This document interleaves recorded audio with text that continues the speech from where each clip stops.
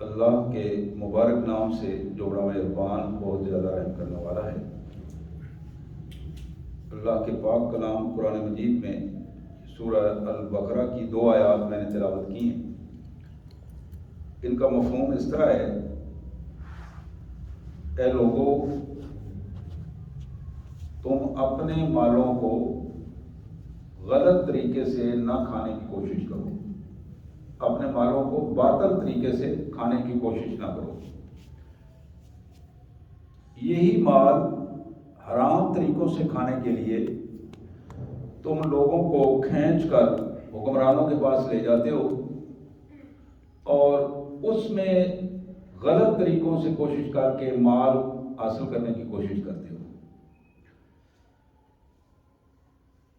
اور کیفیت یہ ہے کہ تم میں سے کچھ لوگ ان چکروں سے گناہ کے ساتھ مال کماتے ہیں، وانتم تعلمون، اور تم اس ساری کیفیت کو جانتے ہو۔ جو کچھ کر رہے ہو یہ بغیر جانے بوجھے نہیں کرتے ہو، سمجھتے ہو، سمجھ کر جان بوجھ کر رہے ہو۔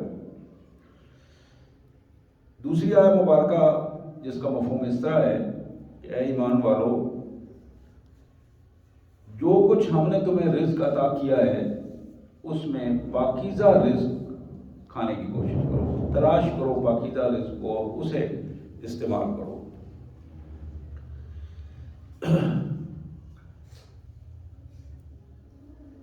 انسانی ضروریات اور انسان کے زندہ رہنے کے لیے جو بنیادی چیز کائنات کے مالک نے بنائی ہے، ان چند بنیادی ضروریات میں ایک ضرورت انسان کی رزق بھی ہے۔ رزق جس کی کیفیت قرآن مجید نے، سنت رسول صلی اللہ علیہ وسلم نے اس کی حیثیت بتائی ہے، اس کا طریقہ بتایا ہے، اور پھر اس کے نتائج ہمارے سامنے رکھیں۔ کون سا رزق کس انداز میں رزق بنتا ہے اور کون سا رزق جو بظاہر تو رزق ہوتا ہے لیکن وہ حرام بن جاتا ہے، اپنی حلال اور طیب کیفیت کو ختم کر دیتا ہے۔ آج کی مجموعی زندگی میں جہاں دجالیت نے انسانوں کے ذہنوں کو مکمل طور پر اس طرف مولڈ کر دیا ہے کہ انسان جب تک مادہ پرستی کی کیفیت میں نہیں آئے گا، دولت اکٹھی نہیں کرے گا، جس کے پاس پیسہ نہیں ہوگا اس کی عزت نہیں ہوگی۔ عزت کے حاصل کرنے کے لیے، مقام حاصل کرنے کے لیے لازم ہے کہ پیسہ ہونا چاہیے۔ اس سوچ کو ڈیولپ کیا، بڑھایا، ذہنوں تک پہنچایا اور معاشرے کا غالب حصہ بنا دیا۔ یعنی اس میں تو کوئی شک نہیں کہ رزق ایک ضرورت ہے انسان کی، لیکن اس کی زندگی کا مقصد رزق نہیں ہے۔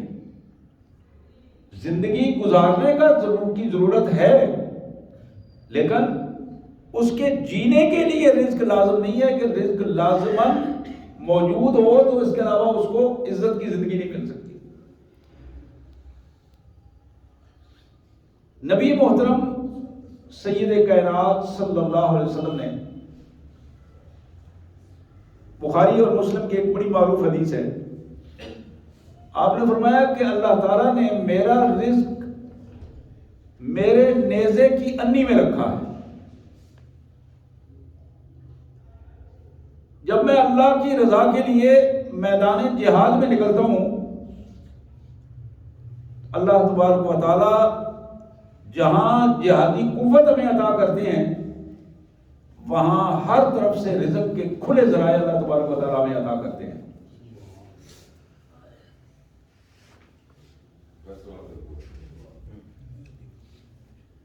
ابن ماجہ کی، سنن ابن ماجہ کی بڑی معروف روایت، نبی رحمت صلی اللہ علیہ وسلم نے فرمایا اجملوا فی طلب الدنیا فإن کلا میسرا لما خلق له، لوگوں دنیا میں رزق حاصل کرنے کے لیے اچھے حلال اور جائز طریقوں کو اپناؤ، اچھے حلال اور جائز طریقوں کو اپناؤ۔ اجملوا فی طلب الدنیا، دنیا کے طلب میں جمال پیدا کرو، خوبصورتی پیدا کرو، وہ طریقے اپناؤ جو اللہ کو پسند ہیں، وہ طریقے اپناؤ جن میں عزت اور احترام تمہارا برقرار رہے۔ یہ یاد رکھو فَإِنَّ كُلًّا مُيَسِّرًا لِمَا خُلِقَ لَهُ، بندہ اس کائنات میں پیدا کیا گیا ہے اور اس کا رزق متعین کر دیا گیا ہے، جو رزق اس کے لیے متعین کیا گیا ہے وہ رزق اسے مل کر رہے گا۔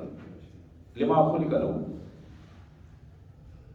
مستدرک حاکم اور ابن حبان کی ایک دوسری روایت میں جو الفاظ ہیں لما کتب لہ منہا، جس کا رزق جتنا اس کے لیے لکھا ہے وہ ہر قیمت پہ اسے ملے گا، ہر صورت پہ اسے ملے گا۔ ایک دوسری حدیث مبارک میں اللہ کے پیارے حبیب صلی اللہ علیہ وسلم نے فرمایا کہ لوگوں رزق کے لیے پریشان نہ ہو، کوشش کرو، اچھی کوشش کرو، ضرور محنت کرو، لیکن یہ یاد رکھو کہ اس کی پریشانی کو رزق کے حصول میں پریشان ہو کر اپنے اللہ کو نہ بھول جاؤ، اپنی روایات، دینی روایات کو نہ بھولو۔ آپ نے فرمایا کہ خدا کی قسم اگر تمہارا رزق پہاڑ کے نیچے کسی زمین کے اندر بھی موجود ہے تو اللہ تعالیٰ وہاں سے بھی وہ تمہارے پاس پہنچائے گا۔ اللہ تعالیٰ کے وہ ذرائع موجود ہیں، مالک اس رزق کو اپنے وقت پر تو آپ کو اسی کیفیت میں وہ رزق پہنچ جائے گا اور ملے گا۔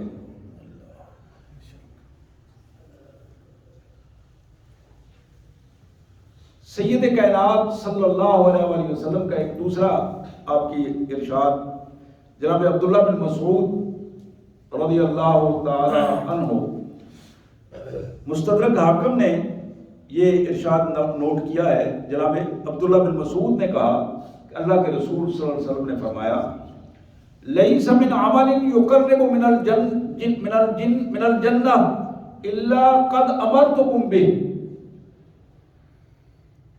جتنے جنت میں جانے والے عمل تھے میں نے ایک ایک کر کے تمہارے سامنے اس کی وضاحت کر دی ہے۔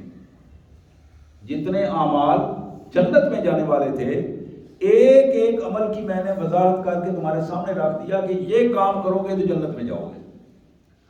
پھر فرمایا ولا عمل یقرب من النار فقد نہیتکم عنہ، اور میں نے جہنم میں جانے والے ایک ایک عمل کو کھول کر تمہارے سامنے رکھ دیا ہے کہ اس سے بچ جاؤ گے تو جہنم سے بچ جاؤ گے، آگ سے بچ جاؤ گے۔ فرمایا ولا یستبطن احد منکم رزقہ، اگر کسی کو اس کا رزق ملنے میں تھوڑی دیر ہو جائے تو پریشان نہ ہوا کرو۔ اگر رزق کے پہنچنے میں اس کے حساب سے، ورنہ وہ اپنے وقت پہ رزق پہنچتا ہے، لیکن بندہ سمجھتا ہے کہ مجھے نہیں مل رہا۔ رزق کے دیر سے آنے میں پریشان نہ ہوا کرو اور غلط طریقوں کو استعمال کرنے کی کوشش نہ کرو کہ مجھے جائز طریقے سے ایک چیز نہیں مل رہی تو میں ٹیڑھی انگلی سے نکالوں۔ وہ بڑا معروف جملہ ہے نا، ٹیڑھی انگلی سے۔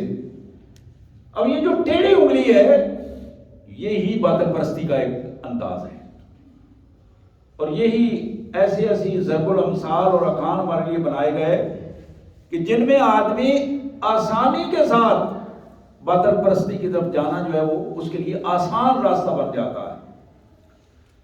تو سید کائنات صلی اللہ علیہ وسلم نے فرمایا لوگوں اگر رزق کسی وقت دیر ہو جائے اس کے ملنے میں تو پھر پریشان نہ ہوا کرو۔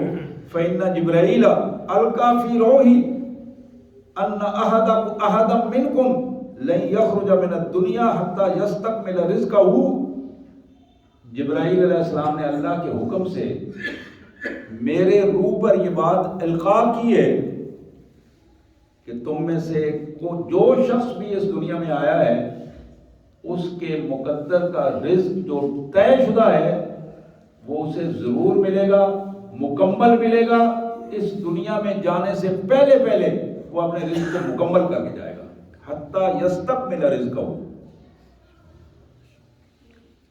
پھر نبی رحمت صلی اللہ علیہ وسلم نے فرمایا، ایھا الناس، لوگو، وَأَجْمِلُوا فِي طَلَب، رزق کے کمانے میں، رزق کے حصول میں اچھے طریقے اختیار کرو، اللہ کی نافرمانی سے رزق نہ کماؤ۔ فَإِنِ اسْتَبْطَأَ أَحَدٌ مِّنكُمْ رِزْقَهُ فَلَا يَطْلُبْ بِمَعْصِيَةِ اللَّهِ، اگر کسی کے رزق ملنے میں اسے دیر ہو جائے تو وہ اللہ کی نافرمانی سے دوسرا کوئی راستہ اختیار نہ کرے، کسی غلط راستے سے رزق کو حاصل کرنے کی کوشش نہ کرے۔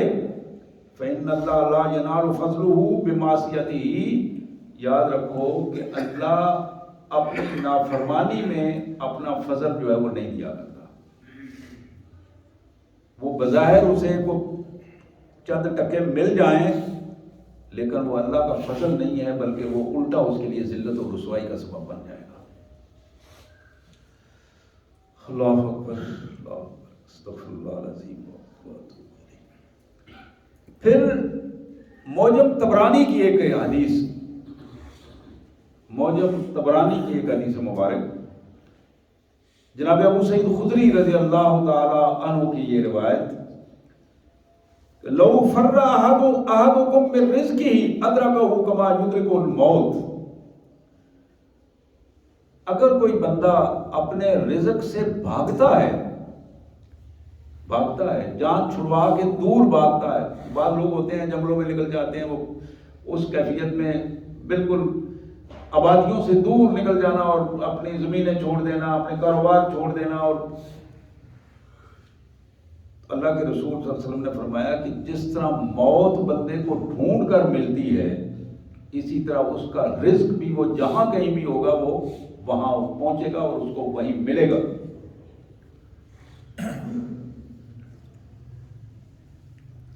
رزق میں یہ جو بڑی خوبصورت بات کہی کہ وَأَجْمِلُوا فِي الطَّلَبِ، رزق کے طلب کرنے میں، حاصل کرنے میں کوشش لازم ہے۔ جتنی کوشش خوبصورت کرو گے رزق اتنا خوبصورت ملے گا، اس میں برکات ہوں گی، لیکن جتنی غلط کوشش کرو گے، اللہ کی نافرمانیوں سے رزق حاصل کرنے کی کوشش کرو گے، نتائج برے ہوں گے۔ یہ جو برے نتائج والی بات ہے، ہمارے علم میں یہ بات رہنی چاہیے، سود کھانا، سود دینا، سود لینا، سود لکھنا، سودی کاروبار میں سروس کرنا، اس کو طاقت پہنچانا، سودی کاروبار کے حوالے سے اپنی زمینوں کو کرائے پہ دینا، یہ باتیں بڑی تلخ بھی باتیں ہیں اور اہم باتیں ہیں۔ جہاں سودی اڈا بن جائے اس کے لیے اپنی زمین فراہم کرنا، یہ وہ ساری چیزیں ہیں جو رزق کو حرام کر دیتی ہیں، رزق کو حرام کر دیتی ہیں۔ حضور نے فرمایا وَعَلَىٰ قَاتِبِهِ وَعَلَىٰ شَاهِدَيْهِ، سود پر گواہ بن جانا، سود پر گواہ کے علاوہ اس سود کے حساب کتاب کو لکھنے کا ذریعہ بن جانا، اکاؤنٹ چلانا۔ اگر کوئی بندہ یہ کہتا ہے کہ میرا اس کے بغیر گزارا ہی نہیں ہے، اس کا مطلب ہے کہ وہ اپنا رزق اپنے ہاتھ میں سمجھتا ہے، جو کہ بالکل غلط بات ہے۔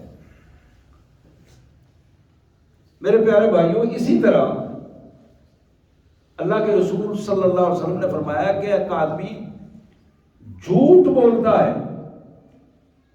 اپنی دکان پہ، فیکٹری پہ، زمین پہ، جو اس نے چیز بیچنی ہے، چیز بیچتے ہوئے غلط بیانی کرتا ہے، جھوٹ بولتا ہے، وہ اپنے رزق کو حرام کر لیتا ہے۔ رزق اسے ملنا تھا لیکن اس نے اس کو حرام کر کے لے لیا ہے۔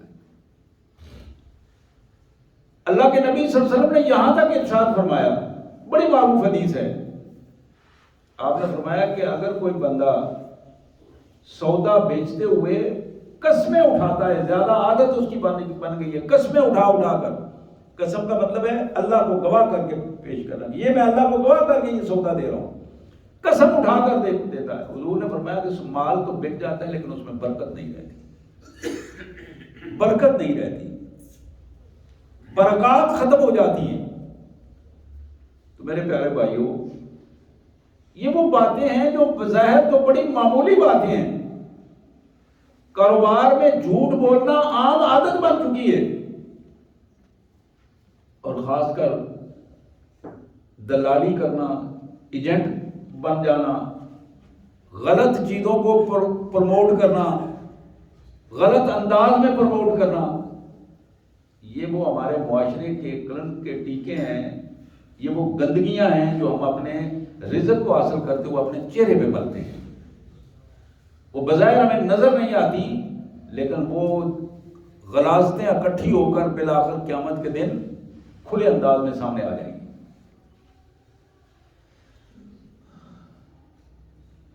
میں ایک واقعہ سن رہا تھا، انڈیا کے ایک عالم بیان کر رہے تھے، امام احمد بن حنبل رحمت اللہ علیہ، امام اہل سنت، ایک بوڑھی خاتون ان کے پاس آئی، اس نے عرض کیا کہ امام، میں ایک مسئلہ پوچھنے کے لیے حاضر ہوئی ہوں۔ متقی خاتون تھی، عمر رسیدہ تھی، کہنے لگی کہ میں، مسئلہ یہ ہے کہ غریب عورت ہوں، وسائل نہیں ہے، کوئی اور کمانے والا نہیں ہے، تو میں چرخہ کاٹتی ہوں، لوگوں کا سوت لے کر روئی لیتی ہوں، اس کا دھاگا بنا کے چرخہ کاٹ کے تو وہ لوگوں کو واپس کرتی ہوں اور اس کی مزدوری مجھے ملتی ہے۔ اور بعض اوقات ایسا ہوتا ہے کہ میرے پاس رات کا وقت ہوتا ہے اس کام کے لیے، بعض اوقات دیے میں تیل نہیں ہوتا، کئی دفعہ جب تیل ختم ہو جائے تو میری پریشانی بڑھ جاتی ہے، وقت میرے پاس ہوتا ہے لیکن تیل نہیں ہوتا۔ تو کبھی ایسا ہوتا ہے کہ میرے ساتھ جو پڑوسیوں کا گھر ہے ان کے گھر میں دیا جل رہا ہوتا ہے اور اس کی روشنی میرے گھر میں پڑ رہی ہوتی ہے۔ یہ وہ دور تھا جس دور میں کوئی لمبی چوڑی دیواریں نہیں ہوا کرتی تھی، پڑوسیوں کی روشنی میرے گھر میں پڑتی ہے تو میں اپنا چرخہ اس روشنی میں لے جاتی ہوں اور وہاں بیٹھ کر، مجبوری سے وہاں بیٹھ کر میں روشنی سے فائدہ اٹھاتی ہوں جو میری نہیں ہے، پڑوسیوں کے گھر سے آ رہی ہے۔ ذرا غور کیجیے، مسئلہ پوچھنے مائی آئی ہے، اماں آئی ہے کہ امام صاحب مجھے بتائیں کہ وہ میری روزی حرام کی تو نہیں ہوگی، کیونکہ وہ روشنی جس سے میں فائدہ اٹھا کر یہ کام کر رہی ہوں وہ روشنی میری نہیں ہے۔ وقت کا امام ہے، سب سے بڑا عالم ہے، اپنے وقت میں چپ کر گیا، پریشان ہو گیا کہ اماں جی آپ نے تو میرے علم کو ختم کر دیا ہے، اس سے آگے میرے پاس جواب ہی نہیں ہے۔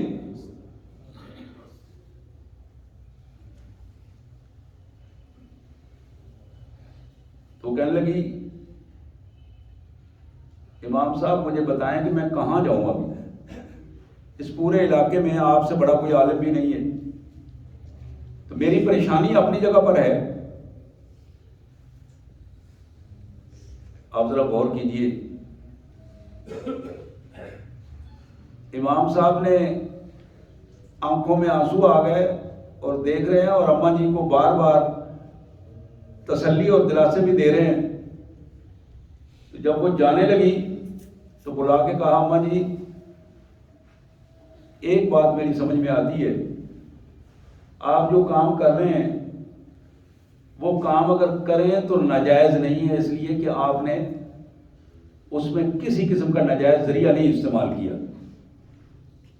تو قدرتی طور پر روشنی ادھر آ رہی ہے، اگرچہ وہ پڑوسیوں کے گھر سے آ رہی ہے۔ لیکن اگر آپ اس کے باوجود اس سے بچ جائیں تو یہ تقوی کا اعلیٰ ترین درجہ ہے. ذرا غور کیجیے اس بات پر، اس سے بچ جائیں تو تقوی کا اعلیٰ ترین درجہ ہے. آج چند ٹکوں، چند ہزار اور چند لاکھوں کی وجہ سے ہم اپنا ایمان بیچ دینے میں کوئی اللہ معاف کرے برائی نہیں سمجھتے. اور پھر جو بڑی بڑی سیٹوں پہ بیٹھے ہیں، بڑے بڑے مناصب پہ بیٹھے ہیں، ان کی حرام خوریوں کی تو پوزیشن یہ ہے کہ اپنے ملک کی بیٹیاں بیچنے کے لیے 2-4 سو ڈالر جو انہیں مل جائے تو اس کے لیے بھی وہ حیاداری کا پہلو ان کے لیے کوئی نہیں ہوتا.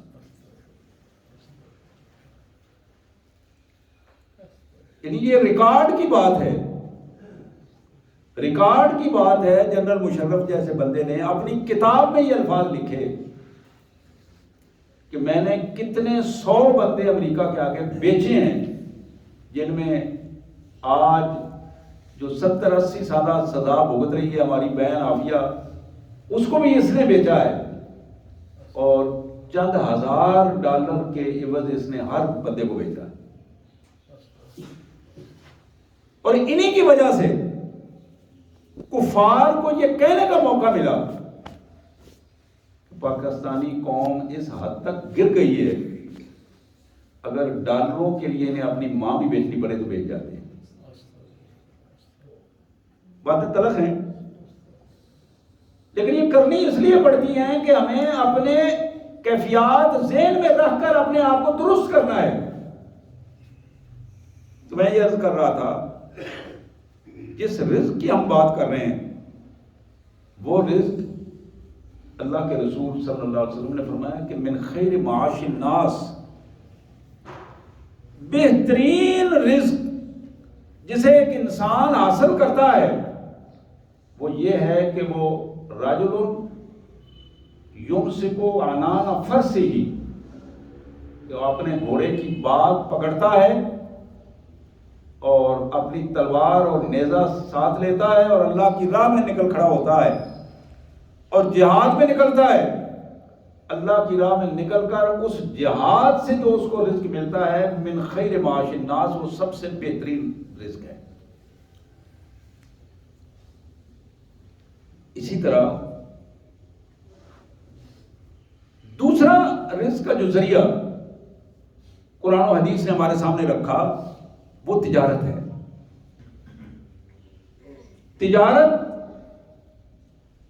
مال خریدنا، اچھے انداز میں شریعت کے مطابق خریدنا اور پھر مال کو اسی اسلامی طریقے کے مطابق بیچنا، یہ تجارت کا ایک وہ کیفیت ہے جس کو اللہ کے رسول صلی اللہ علیہ وسلم نے فرمایا التاجر الصدوق الامین مع النبیین یوم القیامہ. وہ تاجر جو جھوٹ نہیں بولتا، صدوق، سچی بات کرتا ہے، بظاہر اسے نقصان بھی ہو رہا ہو تو جھوٹ نہیں بولتا. التاجر الصدوق، سچ بولنے والا تاجر. امین، دیانتدار تاجر، غلط مال نہیں بیچتا، دھوکہ دے کر مال سیل نہیں کرتا. التاجر الصدوق الامین، یہ جو صادق اور امین تاجر ہے یہ کل قیامت کے دن اللہ کے نبیوں کے ساتھ کھڑا ہوگا. اللہ کے نبیوں کے ساتھ اس کا حشر ہوگا، اللہ کے نبیوں جیسا پروٹوکول اسے ملے گا. التاجر الصدوق الامین. اور بالکل اس کے برعکس وہ تاجر جو جھوٹا ہے، وہ تاجر جو بددیانت ہے، اس کا حشر جہنمیوں جیسا ہوگا. وہ جہنم میں کھڑا ہوگا، نمازیں پڑھنے کے باوجود، روزے رکھنے کے باوجود وہ جنت میں نہیں جہنمیوں کے ساتھ کھڑا ہوگا. اس کا حشر جہنمیوں کے ساتھ ہوگا. تو میں عرض کر رہا تھا کہ پہلا ذریعہ بہترین رزق کا وہ جہاد اور دوسرا تجارت. تیسرا ذریعہ بہترین رزق کا جو ہے وہ زراعت ہے. زراعت اپنی زمین ہے یا کسی کی زمینوں پر محنت کر کے زمین کو تیار کرنا، فصل تیار کرنی، بنانا، اور نتیجتاً اپنے لیے بھی آسانی پیدا کرنا اور لوگوں کے لیے بھی اچھی فصل جو ہے وہ پیش کرنا. یہ جو کسان ہے، زمیندار ہے، زراعت کے لیے اس نے اپنے آپ کو وقف کیا، دن اور رات کی پرواہ نہیں کی، رات کے اندھیرے میں جا کے اپنی فصل کی حفاظت کی اور وہاں پانی لگایا اور وہاں زمینوں کو تیار کیا. آج کے اس مشینی دور میں تو نسبتاً آسانی ہو گئی. اس سے پہلے ادوار میں بڑی بڑی مشکلات سے کسان اپنی اپنی زمینوں میں جس انداز میں کام کرتے تھے. اللہ کے رسول صلی اللہ علیہ وسلم نے فرمایا کہ یہ فرد جو اپنی زمین پر یا کسی کی زمین پر کام کر کے فصلیں اگاتا ہے، لوگوں تک کے لیے آسانی کا نظام پہنچاتا ہے، یہ شخص اللہ کے ہاں برکتوں کا مصداق ہے. اللہ تعالیٰ اسے برکتیں اور سعادتیں عطا کرتے ہیں اگر وہ اپنی درست انداز میں اللہ کے قانون کو مد نظر رکھتا ہے اور اس میں دھوکہ دہی نہیں کرتا. اور ابن کثیر میں ایک بڑی معروف روایت ہے، میں نے پہلے بھی کہیں بیان کی تھی. ایک بہت متقی انسان باہر زمیندار تھا، کسان تھا، اپنے طور پر اپنی زمینوں میں پانی لگانے کے لیے چل پھر رہا تھا. تو وہ کہتا ہے کہ میں نے دیکھا کہ بادل آیا ہے اور اس بادل سے آواز آئی ہے کہ جاؤ جا کے فلاں کی زمین پر برسو. کہتا میں حیران ہو گیا، وہ زمین اس کی میرے سے تھوڑا سا آگے تھی اور اونچی جگہ پر تھی. میں اب دیکھ رہا ہوں وہ بادل آہستہ آہستہ جا رہا ہے، باقی ساری زمینیں اپنی جگہ پر موجود ہیں، لیکن وہ بدلی جو ٹکڑا بادل کا تھا وہ خالصتاً اس جگہ پہ جا کے رکا اور وہیں بارش ہوئی اور اس کی زمین جو ہے وہ سیراب ہو گئی اور وہ بادل چلا گیا.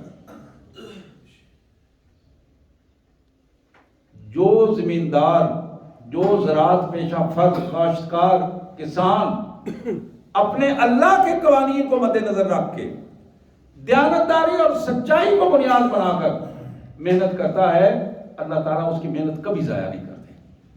ایک دفعہ نہیں، کئی دفعہ اس میں برکات عطا فرماتے ہیں.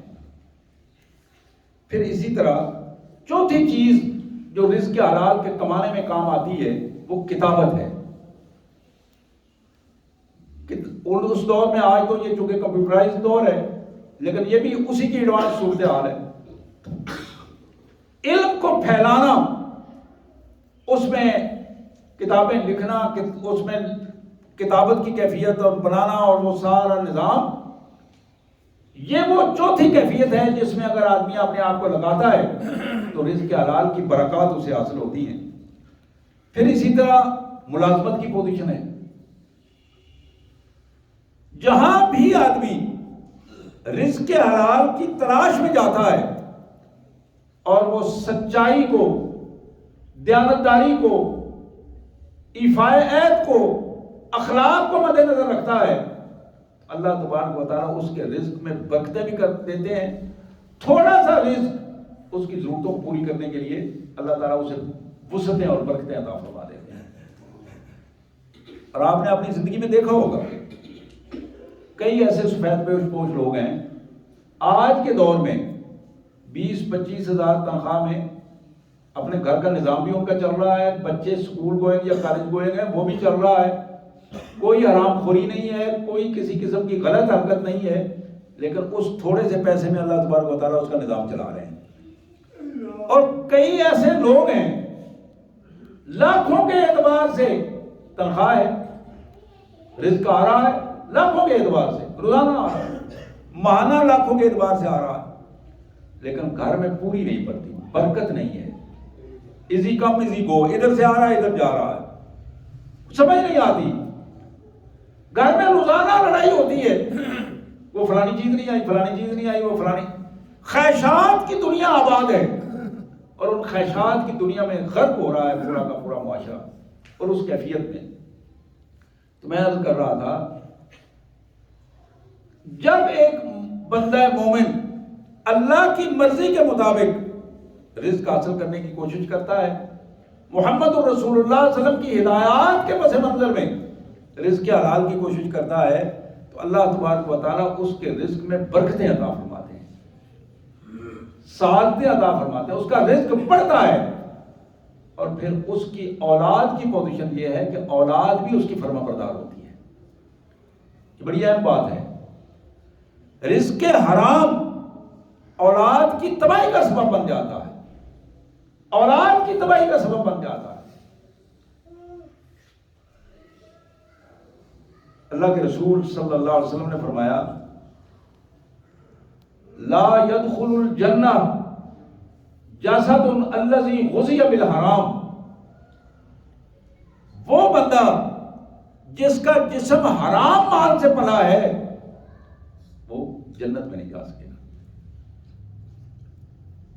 ہم حرام کھا کر مسجد کی پہلی صف میں بیٹھ کر یہ اندازہ کرتے ہیں کہ باقی سارا اللہ معاف کر دے گا، خیر ہے، گزارا ہو جائے گا، چل گیا ہے سلسلہ. میں تو سوموار کا اور منگل کا اور جمعرات کا روزہ بھی رکھتا ہوں،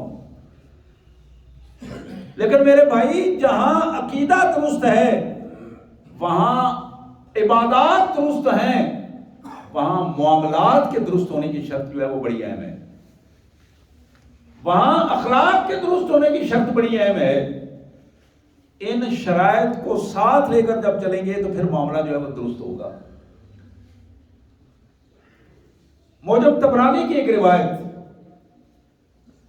جناب کعب بن حجرہ رضی اللہ تعالیٰ عنہ کہتے ہیں مر رجل علی النبی صلی اللہ علیہ وسلم فراس اصحاب رسول اللہ صلی اللہ علیہ وسلم من جلدہ و نشاطہ. حضور صلی اللہ علیہ وسلم تشریف فرما تھے، ایک آدمی نوجوان، بڑا خوبصورت باڈی کا نوجوان، صحابہ نے دیکھا تو بڑے خوش ہوئے، اور بڑا پھرتیلا نوجوان، چستی ہے اس کے جسم میں، بھاگ دوڑ کر رہا ہے، وہ گزرا ہے. صحابہ کہنے لگے فقالوا یا رسول اللہ لو کان ھذا فی سبیل اللہ. حضور اگر یہ بندہ اللہ کی راہ میں آ جائے بڑی بات ہے، بڑا پھرتیلا بھی ہے، نوجوان بھی ہے، اچھی صحت بھی ہے، اور بڑا کام کرے گا. اب ذرا سنیے حضور صلی اللہ علیہ وسلم نے جواب کیا دیا ہے. کمال قسم کا جواب ہے، میرے اور آپ کے لیے کمال قسم کا جواب ہے. حضور نے فرمایا ان کان خرج یسعى علی ولدہ صغار فهو فی سبیل اللہ. یہ بچہ، یہ نوجوان جو گھر سے نکلا ہے روزی کمانے کے لیے، رزق کمانے کے لیے محنت کر کے اپنے چھوٹے چھوٹے بچوں کو جا کے حلال کا رزق کھلاتا ہے تو وہ اللہ کی راہ میں ہے. فهو فی سبیل اللہ، یہ اللہ کی راہ میں ہے. جو اللہ کی مرضی کے مطابق رزق کمانے کے لیے کوشش کرتا ہے اور اپنے بچوں کو جا کے کسی کا محتاج نہیں ہونے دیتا، اس کی بیوی، اس کے بچے کسی کے سامنے ہاتھ نہیں پھیلاتے. پھر آپ نے دوسری بات فرمائی، فرمایا وَإِنْ كَانَ يَسْعَىٰ عَلَىٰ أَبَوَيْنِ شَيْخَيْنِ كَبِيرَيْنِ فَهُوَ فِي سَبِيلِ اللَّهِ. اگر یہ نوجوان اپنے بوڑھے ماں باپ کے لیے محنت کرتا ہے، جو کمزور ہیں، ضعیف ہیں، کام نہیں کر پاتے، ان کے لیے یہ کما کے لے جاتا ہے اور ان کے سامنے اپنی رزق رکھتا ہے اور ان کی خدمت کے لیے فَهُوَ فِي سَبِيلِ اللَّهِ، تو یہ اللہ کی راہ میں ہے. یہ نہ کہو کہ اللہ کی راہ میں نہیں ہے.